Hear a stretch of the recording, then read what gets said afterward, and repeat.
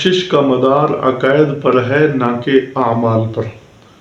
عقیدہ درست ہوگا، اعمال صالح اس کے معاون اور مددگار ہوں گے، اور اگر عقیدہ ہی خراب ہوا تو اعمال صالح اکیلے کام نہیں آئیں گے۔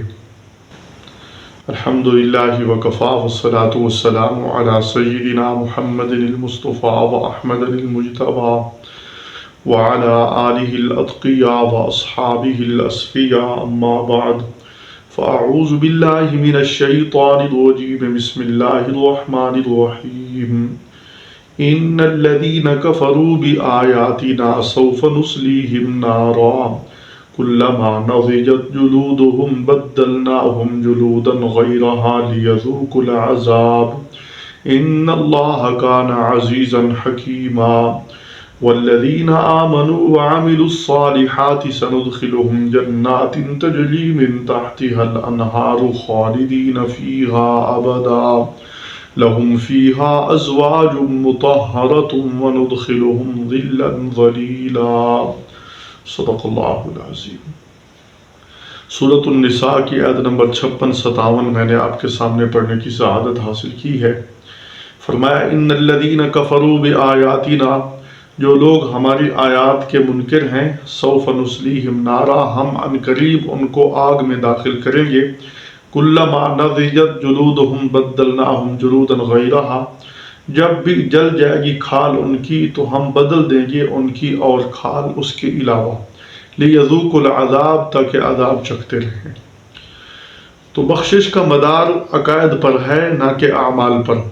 قرآن حکیم نے جہاں بھی سخت عذاب کا ذکر کیا ہے وہاں کفار کے لیے والے لوگوں پر کیا ہے، کیونکہ اگر عقیدہ ٹھیک نہیں ہے، بنیاد ٹھیک نہیں ہے، انسان اسلامی عقائد سے ہٹ کر کوئی اور عقیدہ اپنا لیتا ہے تو وہ عقیدہ اگرچہ اس نے اپنی مرضی سے اپنایا ہے لیکن قرآن و سنت کے خلاف ہونے کی وجہ سے وہ عقیدہ اس کو ہرگز نجات نہیں دلائے گا۔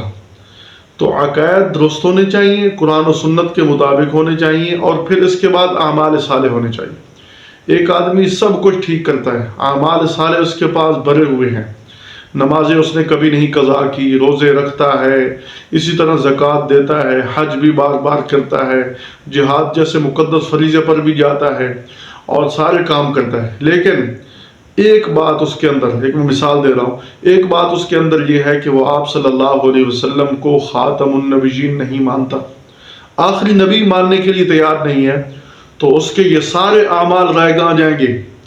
هل اتاک حدیث الغاشیہ وجوہ یومئذ خاشعہ عاملۃ ناصبہ، کئی چہرے اس دن خشوع و خضوع والے، محنت کیے ہوئے، تھکے ہوئے، تصلی نارا حامیہ، جہنم کی آگ میں داخل ہو جائیں گے۔ کیا نتیجہ نکلا کہ اعمال کی قبولیت کا مدار عقائد صحیحہ پر ہے۔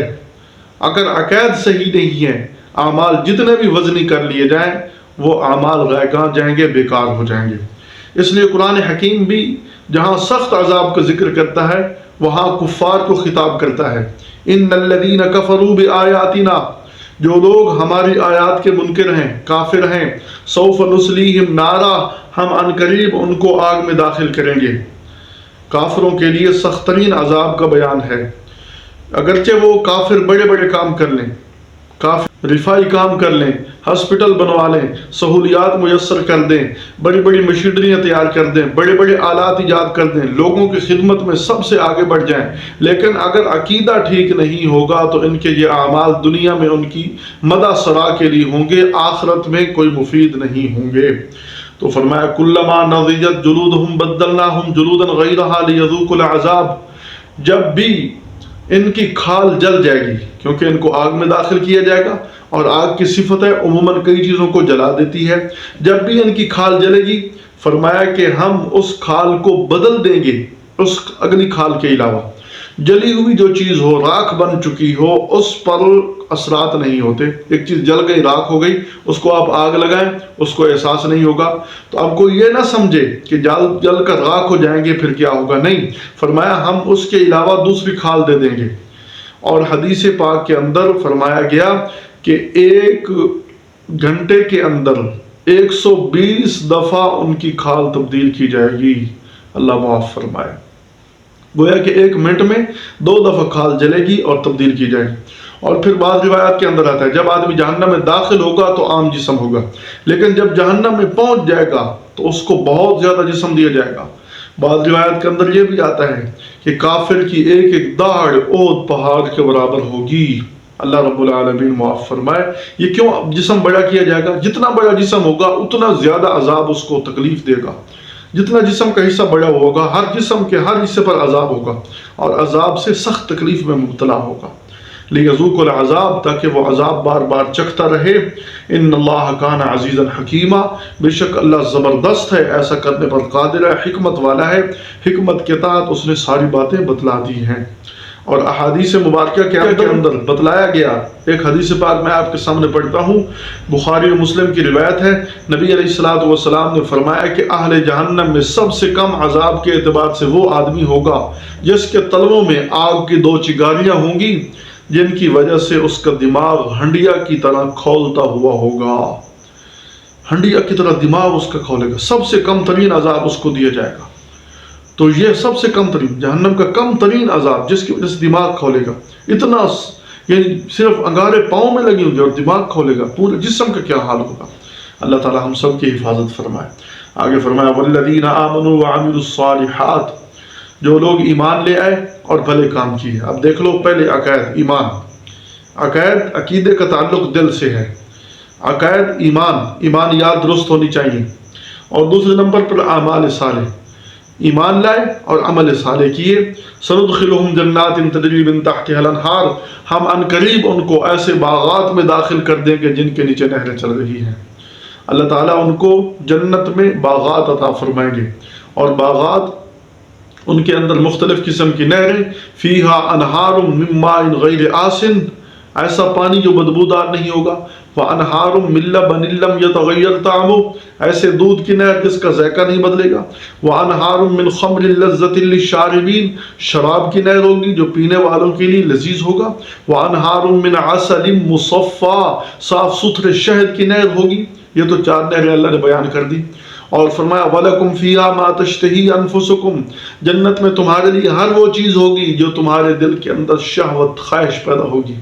وہ جنت خواہشات پورے کرنے کی جگہ ہے، جنت کے اندر ہر خواہش پوری کر دی جائے گی جو انسان کا جی چاہے گا۔ وَلَكُمْ فِيهَا مَا تَشْتَهِي أَنفُسُكُمْ خَالِدِينَ فِيهَا أَبَدًا، ہمیشہ ہمیشہ جنت میں داخل ہو جائیں گے، ہمیشہ کے لیے خوبصورت رہیں گے، ہمیشہ کے لیے جوان رہیں گے، ہمیشہ کے لیے صحت مند رہیں گے، ہمیشہ کے لیے تندرست رہیں گے، ہمیشہ کے لیے ہر پریشانی اور ٹینشن سے محفوظ رہیں گے، اور ہمیشہ ہمیشہ کے لیے جنت میں داخل ہو جائیں گے۔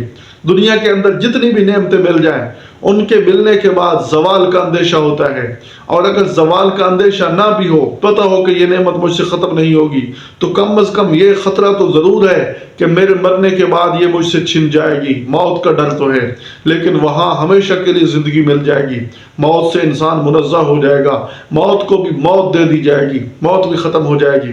فرمایا خالدین فیہا ابدا، اللہ ہمیشہ ان جنتوں کو، اہل جنت کو جنت میں داخل فرما دیں گے اور کوئی ٹینشن نہیں ہوگی۔ سلام علیکم، سلام علیکم بما صبرتم فنعم عقبی الدار کے الفاظ ہوں گے، سلام قولا من رب الرحیم کے الفاظ ہوں گے۔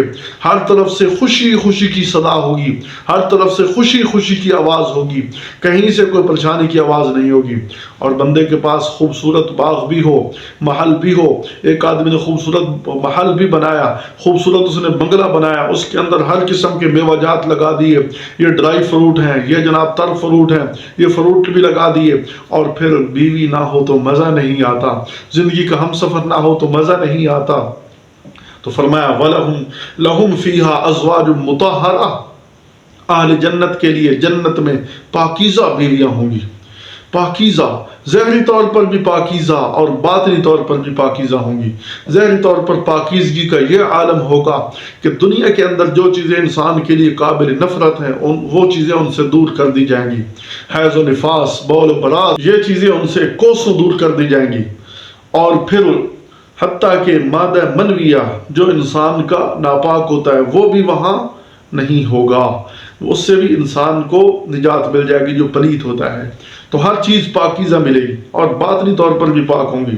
ان کا دل مرد کے لیے خالص ہوگا، خالص محبت ہوگی دل کے اندر، اور دل کے اندر ان کی محبت نظر آئے گی. اللہ تعالیٰ ان کو ایسی بڑے بڑے خوبصورت لباس پہنائے گا، ایسے بڑے بڑے فراق ان کو پہنائے گا، ایسے بڑے بڑے فراق کہ دیکھتے ہی رہ جائیں گے. بس اس کا چہرہ دیکھتے دیکھتے ہی 40 سال گزر جائیں گے. اگر میں ان کا تذکرہ کروں تو کافی لمبی بات ہو جائے گی. فرمایا لہم فیہا ازواج مطہرہ، اہل جنت کے لیے جنت میں پاکیزہ بیویاں ہوں گی. وندخلہم ظلا ظلیلا، اور ہم ان کو لمبے سائے عطا کر دیں گے، لمبے سائے میں داخل کر دیں گے. سردی کے موسم میں سائے کا قدر نہیں ہوتی، لیکن گرمی میں سائے کی کتنی قدر ہوتی ہے. تو اللہ تعالیٰ ان کو عرش کا سایہ عطا فرمائے گا، اور ایسا سایہ ہوگا جو کبھی زائل نہیں ہوگا. روایت کے اندر آتا ہے وہ ظل العرش الذی لا یزول، وہ عرش کا سایہ ہوگا جو کبھی زائل نہیں ہوگا. تو اللہ رب العالمین ہمیں جنت کا شوق نصیب فرمائے اور جہنم سے بچنے کی توفیق عطا فرمائے. وما توفیقنا الا باللہ.